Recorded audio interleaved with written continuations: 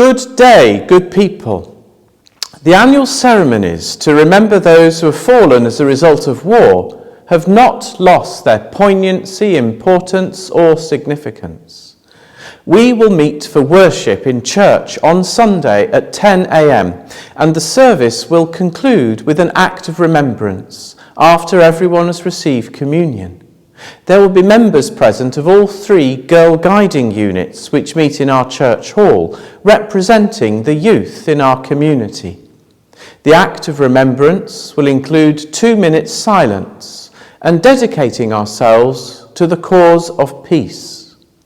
Peace is more than the absence of war, for without justice there can be no peace.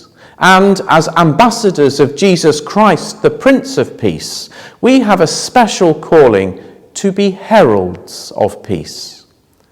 We must find this peace in our own hearts before it can flow into our relationships with each other. So practicing our faith means nourishing our souls as we journey through life in order better to nurture our life together.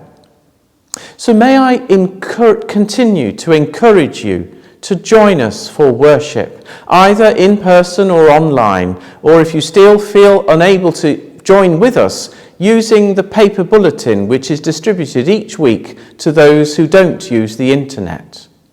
We have restarted the 8 a.m. service on Sunday, and as well as the parish Eucharist at 10 a.m, followed by parish breakfast, there is our midweek service on Tuesdays at 6:30 p.m.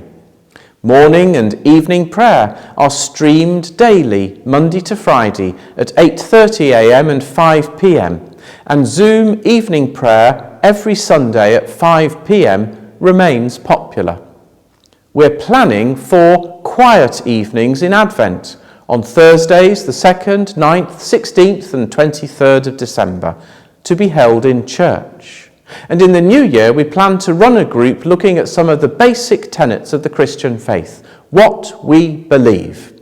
And this is partly with the intention of supporting anyone who would like to be confirmed. We've heard recently that we will host a confirmation service on behalf of the 4 churches across Heaton, High Heaton, Benton and Long Benton on the 5th of June, which will be the Feast of Pentecost next year, the perfect day to celebrate the coming down of God's Holy Spirit. As we gently increase our activity, I'd also like to let you know that last week the Church of England updated its coronavirus guidance.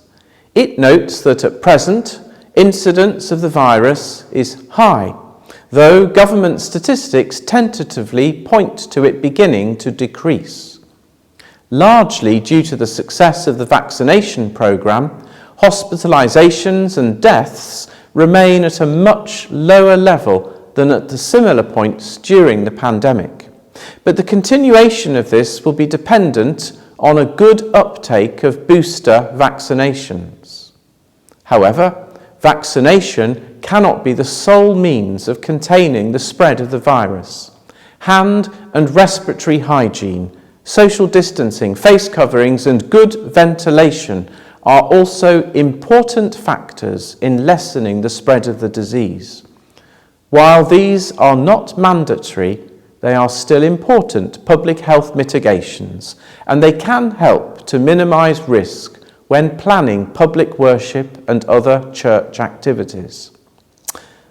At our recent PCC meeting, we reiterated our commitment to this principle, and so we continue to encourage wearing face coverings in church and when moving around our buildings, regular use of hand sanitizer and a one-way system in church, and continuing to ventilate our buildings as well as we can.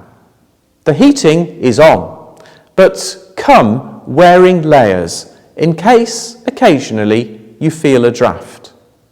I believe this is a spiritual action as well as a practical one, for the Spirit blows wherever she will, and the more open our hearts and minds are to her prompting, the more we will be nourished by God, whose peace passes all understanding, but which will keep our hearts and minds in the knowledge and love of Jesus Christ.